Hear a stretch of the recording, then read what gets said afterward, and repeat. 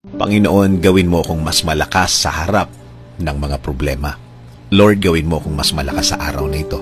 Bigyan mo ako ng malakas na faith dahil sa mga nangyayari ngayon sa aking buhay.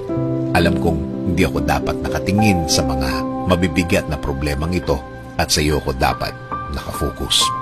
Ilagay mo sa aking puso at isipan ang iyong pagmamahal at pag-aalaga. I-remind mo ako palagi na hindi mo ako pababayaan, na hindi mo ako hahayaang malagay sa isang sitwasyon na iiyak ako ng iiyak dahil sa hirap.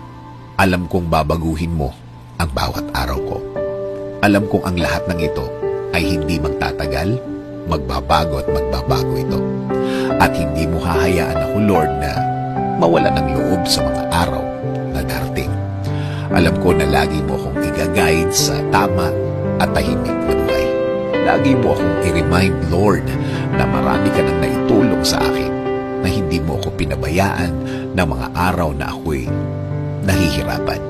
Marami ng pagkakataon na inalis mo ako sa mga problemadong mga sitwasyon, na sa dulo, pagpapala mo ang naramdaman ko.